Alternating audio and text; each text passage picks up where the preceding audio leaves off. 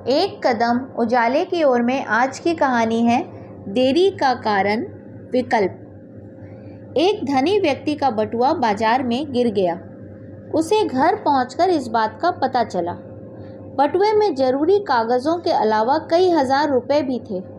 फौरन ही वो मंदिर गया और प्रार्थना करने लगा कि बटुआ मिलने पर प्रसाद चढ़ाऊंगा, गरीबों को भोजन कराऊंगा, इत्यादि इत्यादि। संयोग से वो बटुआ एक बेरोजगार युवक को मिला। बटुए पर उसके मालिक का नाम लिखा था, इसलिए उस युवक ने सेठ के घर पहुंचकर बटुआ उन्हें दे दिया। सेठ ने तुरंत बटुआ खोलकर देखा।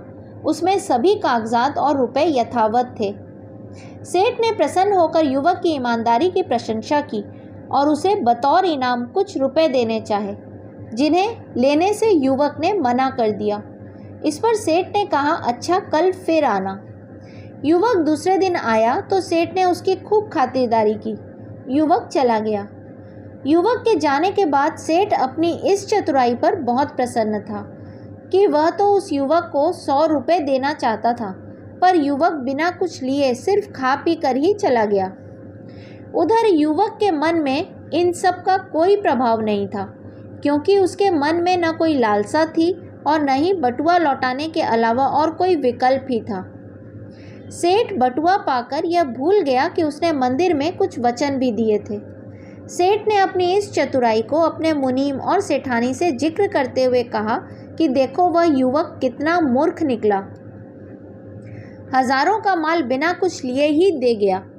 सेठानी ने कहा, तुम उल्टा सोच रहे हो। वह युवक ईमानदार था। उसके पास तुम्हारा बटुआ लौटा देने के अलावा और कोई विकल्प नहीं था।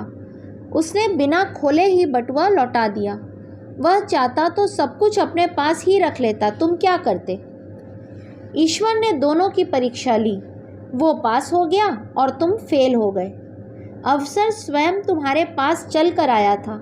तुमने लालच के वश उसे लौटा दिया। अब अपनी गलती को सुधारो और जाओ उसे खोजो। उसके पास ईमानदारी की पूंजी है जो तुम्हारे पास नहीं है, उसे काम पर रख लो। सेठ तुरंत ही अपने कर्मचारियों के साथ उस युवक की तलाश में निकल पड़ा। कुछ दिनों के बाद वह युवक किसी और सेठ के यहाँ काम करता मिला। सेठ ने युवक की बहुत प्रशंसा की और बटुए वाली घटना सुनाई तो उस सेठ ने बताया, उस दिन इसने मेरे सामने ही बटुआ उठाया था। मैं तभी अपने गार्ड को लेकर इसके पीछे गया। देखा कि यह तुम्हारे घर जा रहा है। तुम्हारे दरवाजे पर खड़े होकर मैंने सब कुछ देखा व सुना और फिर उसकी ईमानदारी से प्रभावित होकर इसे अपने यहाँ मुनीम रख लिया। इसकी ईमानदारी से मैं पूरी तरह निश्चिंत हूँ। बटुए वाला सेठ खाली हाथ लौट आया। पहले उसके पास कई विकल्प थे। उसने निर्णय लेने में देरी की। उसने एक विश्वासी पात्र खो दिया। युवक के पास अपने सिद्धांत पर अटल रहने का नैतिक बल था। उसने बटुआ खोलने के विकल्प का प्रयोग ही नहीं किया। युवक को ईमानदारी का पुरस्कार मिल गया। दूसरे सेठ के पास निर्णय लेने की क्षमता थी। उसे एक उत्साही, सुयोग्य और ईमानदार मुनीम मिल गया।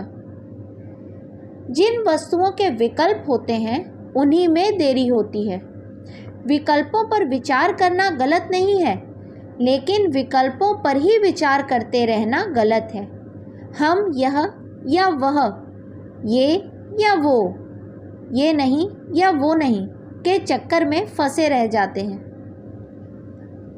इस कहानी का संदेश मेरे दृष्टिकोण से विकल्पों यानी ऑप्शंस में उलझकर निर्णय पर पहुंचने में बहुत देर हो जाती है और लक्ष्य की प्राप्ति भी कठिन हो जाती है।